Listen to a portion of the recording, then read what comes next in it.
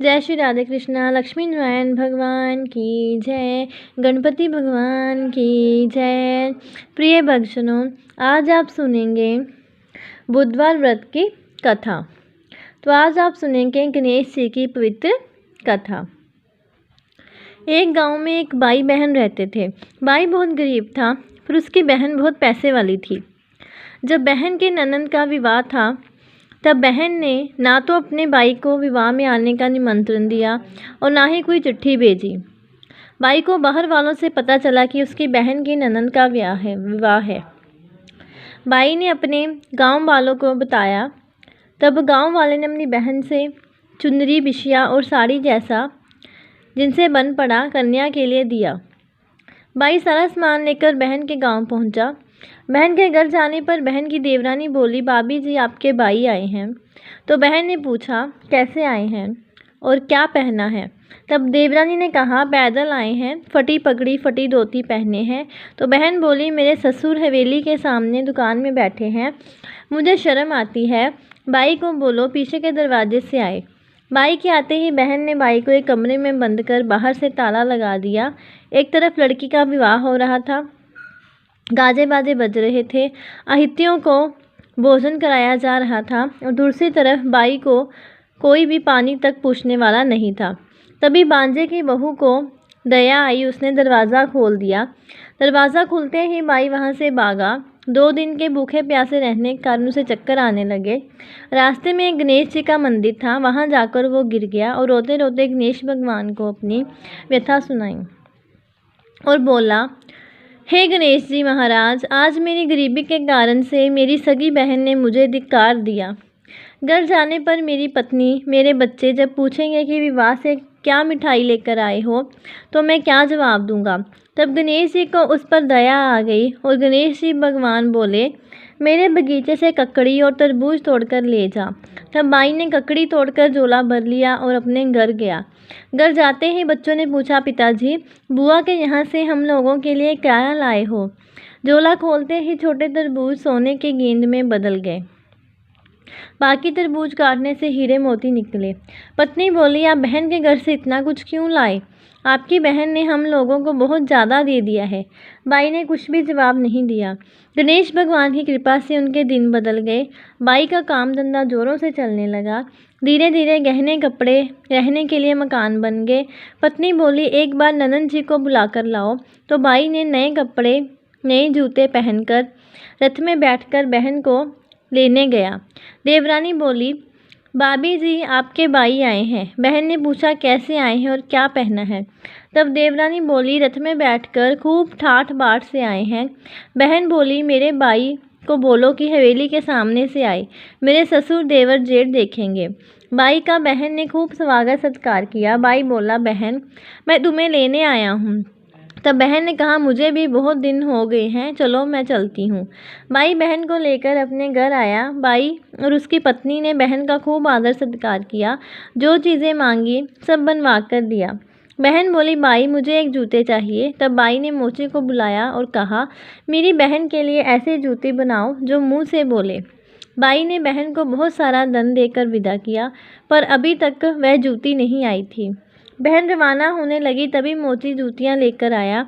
बहन की जूते पहनते ही जूतियाँ बोली, निर्धन बाई की पैसे वाली बहन, गणेश जी का बगीचा नहीं होता तो आज क्या करती? बहन तब बाई की पत्नी से पूछने लगी, ये कहाँ से आवाज़ आ रही है? तभी बाई ने कहा, सुबह का समय है, कोई जीव जंतु बोल रहे होंगे। बाई ने घोड़े गाड़ी को जल्दी जाने का कहा। बहन के जाते ही पत्नी जिद करके बैठ गई कि जूतियाँ क्या बोल रही थी।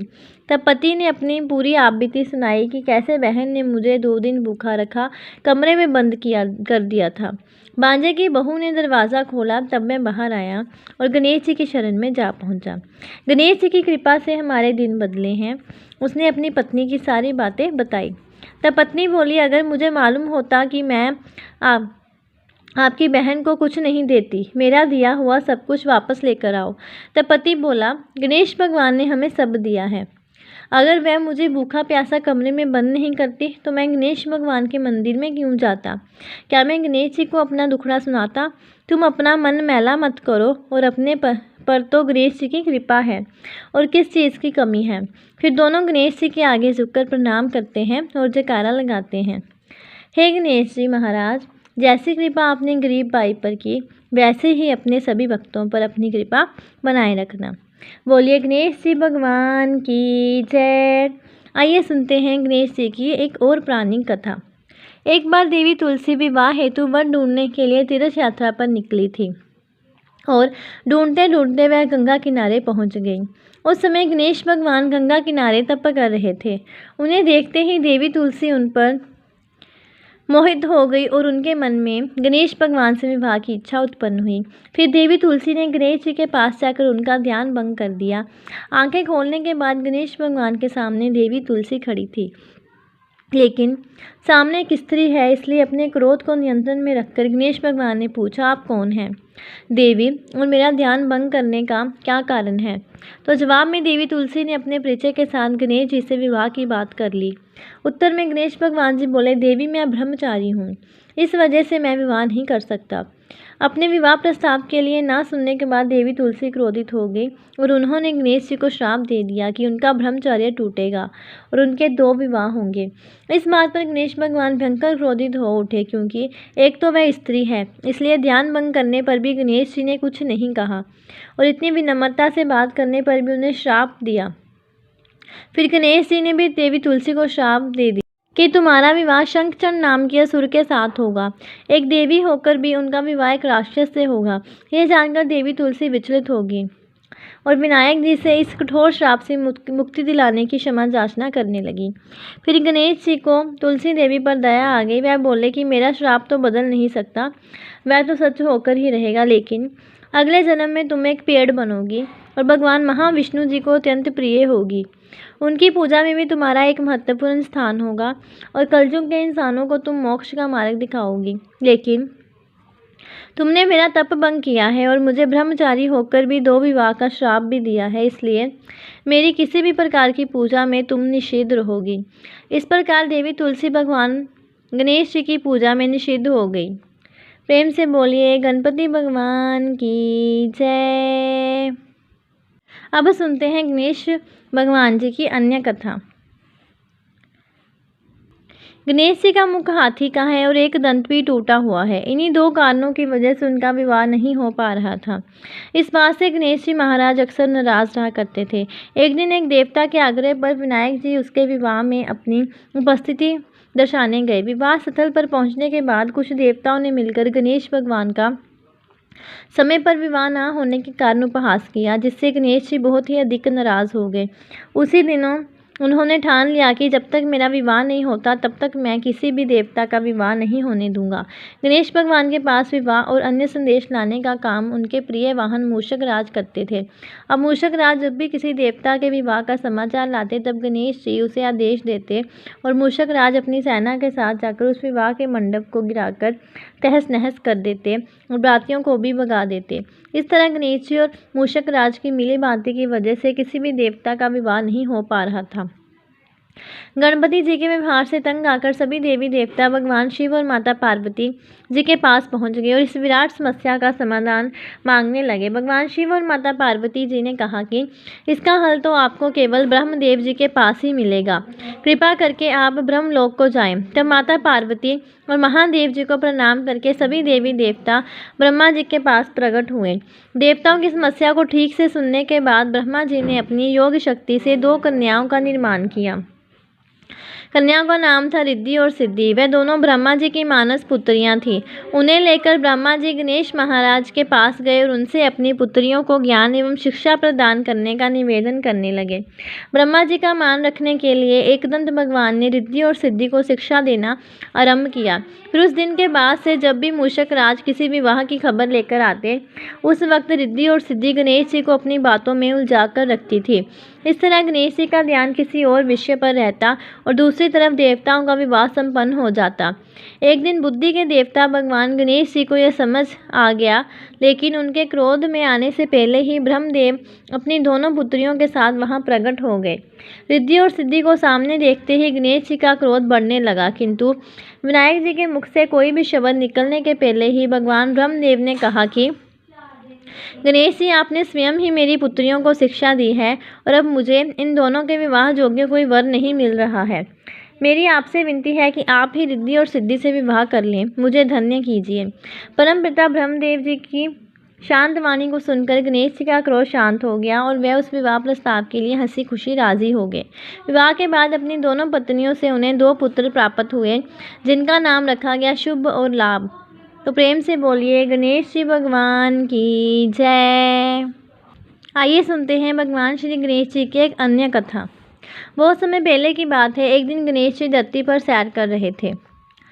सैर करते करते वे एक अनाज के खेत में पहुंच गए और भूख लगने के कारण उन्होंने उस खेत में से अनाज के दाने तोड़कर खा लिए।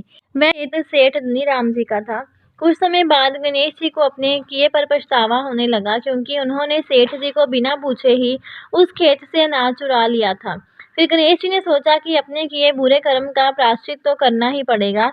इसलिए उन्होंने सेठ जी के जहाँ 12 साल के लिए नौकरी करने की ठान ली। उसके बाद अगले दिन सुबह विनायक जी एक 13-14 साल के एक लड़के के रूप में नौकरी मांगने के लिए धनीराम सेठ जी के घर पहुंच गए और उन्होंने सेठ जी को अपना नाम गणेश बताया। विनायक भगवान की बुद्धिमानी की परीक्षा लेने के बाद सेठ जी ने खुशी खुशी उसे नौकरी दे दी। अब गणेश भगवान एक सामान्य मानव के रूप में सेठ जी के घर पर ही रहने लगे। एक दिन सेठ जी की पत्नी शाम के समय घर का काम खत्म करने के बाद राख से हाथ धोने जा रही थी। ये देखकर गणेश जी ने स्थानी जी के हाथ पकड़कर जबरदस्ती मिट्टी से हाथ धुलवा दिए। गणेश जी की इस हरकत से स्थानी जी बहुत गुस्सा हुई और उन्होंने सेठ जी के कमरे में जाकर गणेश जी की शिकायत कर दी। सेठानी की सब बातें सुनने के बाद सेठ धनीराम ने गणेश जी को बुलाया और इस हरकत का कारण पूछा। तब गणेश जी बोले कि सेठानी शाम के समय राख से हाथ धो रही थी और ऐसा करने से घर की लक्ष्मी नाराज होती है, इसलिए मैंने उनके हाथ मिट्टी से धुलवा दिए। इससे घर पर माता लक्ष्मी की कृपा बनी रहेगी। ये सब सुनकर सेठ जी ने सोचा कि गणेश जी की सोच तो बहुत अच्छी है। इसके कुछ दिनों के बाद कुंभ मेले का शुभ अवसर आया। तब सेठ जी ने गणेश जी को बुलाया और कहा कि सेठानी जी को कुंभ मेले में स्नान करा लाओ। तब सेठानी और गणेश स्नान के लिए मेले में पहुंचे। वहां पहुंचने के बाद सेठानी जी नदी के किनारे बैठकर नहाने लगी। उन्हें ऐसा करते देखकर गणेश दौड़कर आए और सेठानी जी के दोनों हाथों को पकड़कर उन्हें नदी के अंदर लेकर गए, उनसे पानी में डुबकी लगवाई और फिर किनारे पर ले आए। अब गणेश जी की इस हरकत से तो सेठानी को बहुत गुस्सा आया। सेठानी जी घर आते आते पूरे रास्ते गणेश को ताने मारने लगी, लेकिन गणेश भगवान सब कुछ शांति से सुन रहे थे। घर आते ही सेठानी ने सेठ जी के पास फिर से खड़े होकर शिकायत की। तब सेठ जी ने फिर से गणेश को बुलाया और पूछा कि तुमने ऐसा क्यों किया। गणेश जी बोले, सेठ जी, सेठानी जी नदी के किनारे बैठकर गंदे पानी से नहा रही थी, तो मैंने उन्हें नदी में ले जाकर साफ पानी में डुबकी लगवाई। ऐसा करने से उन्हें अगले जन्म में बहुत बड़ा राजपाट और वैभव मिलेगा। सेठ जी ने सोचा कि गणेश के विचार तो बहुत अच्छे हैं, मेरे परिवार का भला सोचता है। कुछ दिनों के बाद सेठ जी के घर पर पूजा थी।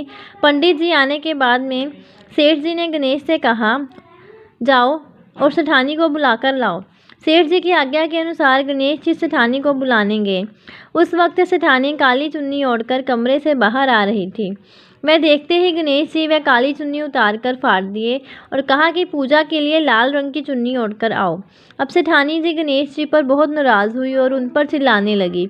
इस आवाज़ को सुनकर सेठ जी वहां पर भागते हुए आए और पूछा कि क्या हुआ। तब सेठानी ने बोला कि गणेश ने मेरी चुन्नी फाड़ दी। फिर सेठ जी ने भी गणेश को बहुत डांटा। जवाब में गणेश जी ने कहा कि सेठ जी, पूजा में कभी भी काला वस्त्र नहीं पहनते, इससे शुभ काम सफल नहीं होते, इसलिए मैंने ऐसा किया। सेठ जी ने सोचा कि गणेश तो बहुत समझदार है। इस तरह लीला रचाते हुए उस घर में गणेश जी के 12 साल बीत गए। फिर एक दिन सेठ जी ने नया कारोबार शुरू करने से पहले घर में पूजा रखी थी। पूजा करते करते सेठ जी को याद आया कि पूजा की सामग्री में गणेश भगवान की मूर्ति तो है ही नहीं। तब उन्होंने अपने नौकर गणेश को पूजा घर से भगवान विनायक जी की मूर्ति लाने के लिए कहा। तब गणेश बोला कि मुझे ही मूर्ति समझकर आप पूजा में विराजमान कीजिए, आपके सारे शुभ काम सफल हो जाएंगे।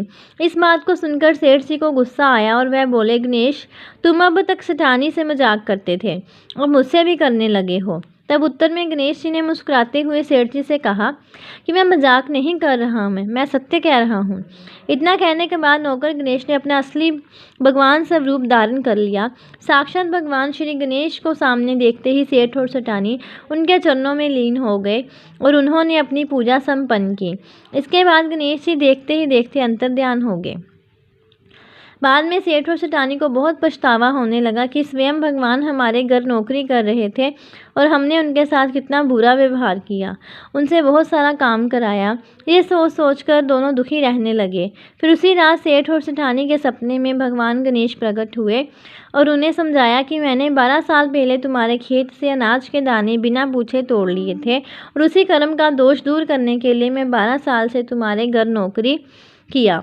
धनीराम सेठ जी के जीवन की काया पलट हो गई। गणेश जी जैसी माया आपने धनीराम सेठ जी पर की है, वैसे ही सभी पर बरसाना। गणेश जी जैसी माया आपने धनीराम सेठ जी पर की, वैसी ही माया सभी पर बरसाना। तो ये थी गणेश जी भगवान जी की पवित्र कथा। बोलिए गणपति भगवान की जय। ओम नमो भगवते वासुदेवाय नमः।